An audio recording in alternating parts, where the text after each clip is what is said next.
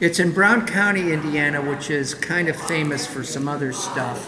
I can't remember what now, but it's, you say Brown County, Indiana to somebody in the Midwest, and they kind of know what that is. They're back!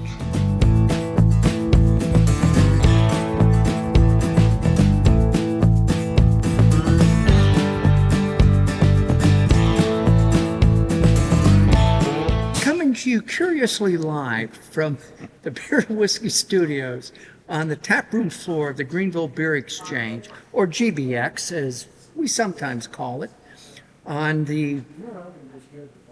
located on the block and a half of South Lawrence Street in glorious downtown Greenville, South Carolina. I'm Russ Heaps, and welcome to this episode of It's Just Bourbon.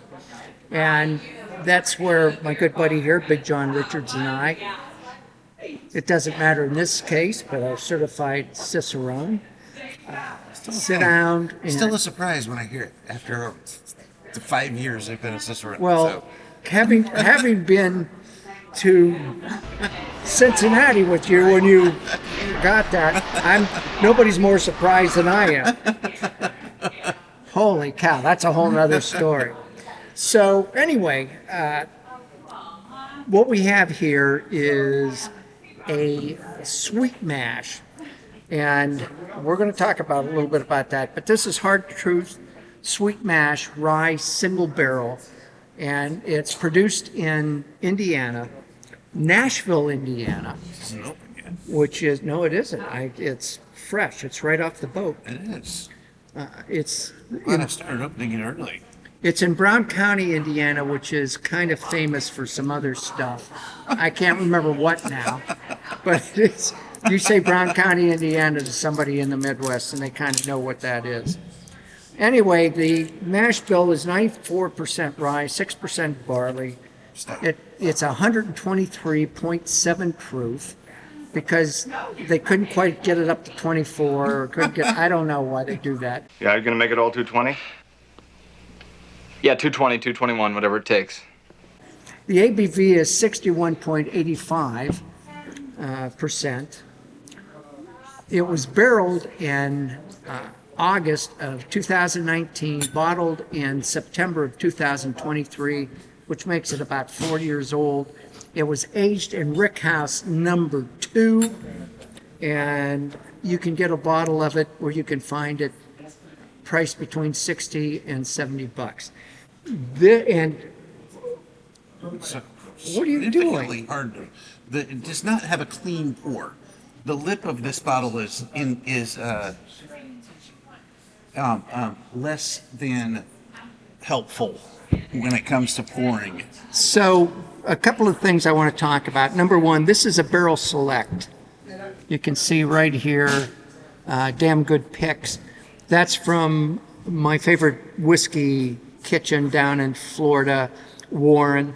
This is, I don't know, over the last 7 or 8 years have bought about 120 or 30 barrels of bourbon and rye. No way! Yes way! That they've gone and selected themselves. This is from that.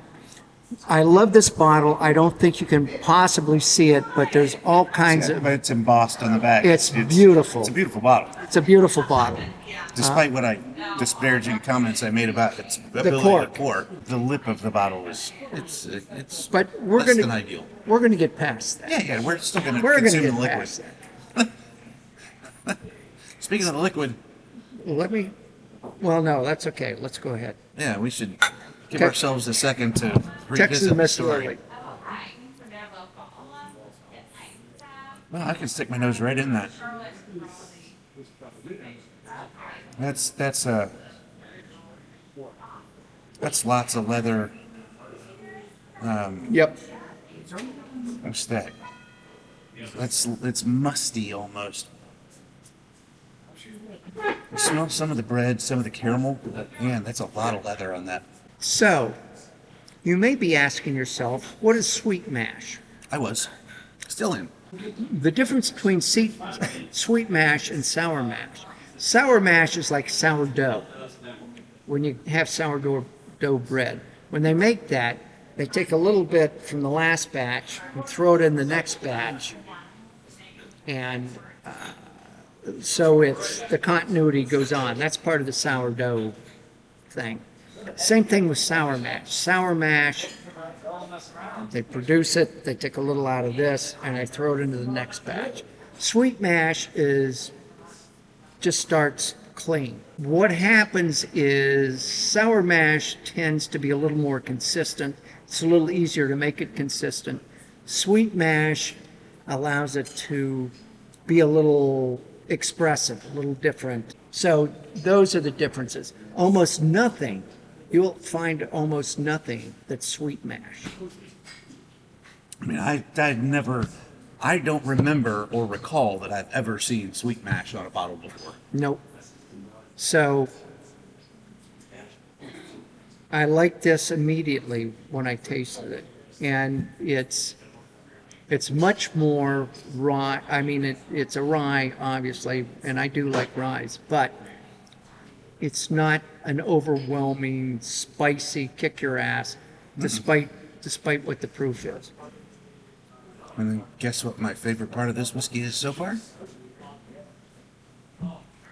Tastes like apples. Apples. Tastes like really overripe, like bruised red apples. It's really good. You gotta love that. You gotta love this guy right here. It's big and spicy, and there's a lot of that musty tobacco thing still going on, but there's that bruised apple kind of sweetness that's just hovering under the surface a bit. That kind of thing speaks to me. I find it all over the place.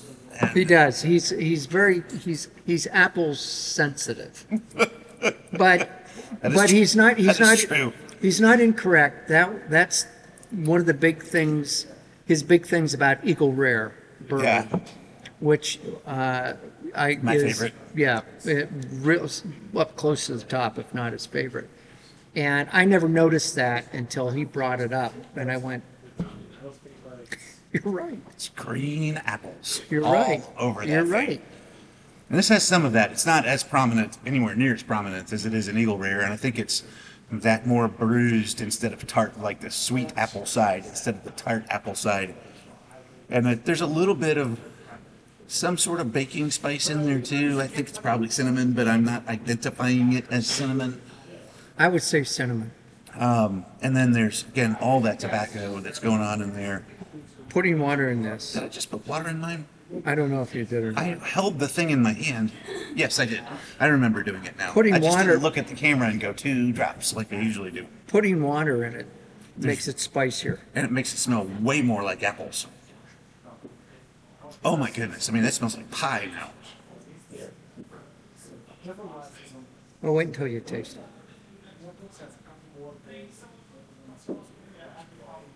Listen.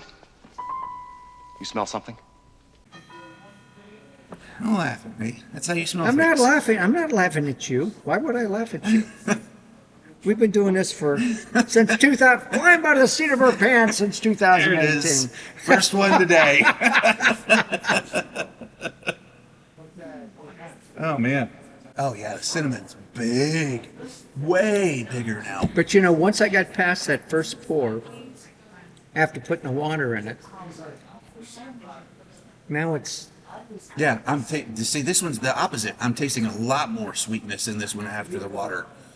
The spice is still there, but it's not as. I'm sorry, the heat is still there. It's just not as forward. And then the spice is bigger. I like this. The cinnamon and the maybe ginger is lingering longer with me now. And then it's still, the front end of that is all apple pie for me right now. That's really good. I got to get my buddy Jeff a bottle of this. Yeah, yeah. He would love this. I got to get him a bottle of that. Our Therm Pro Overlord is going to start It yelling is. at us soon. As much as we'd like to continue waxing on about this, We gotta go. We will wax off instead. Wax on, right hand. Wax off, left hand. So damn lucky. See you next time.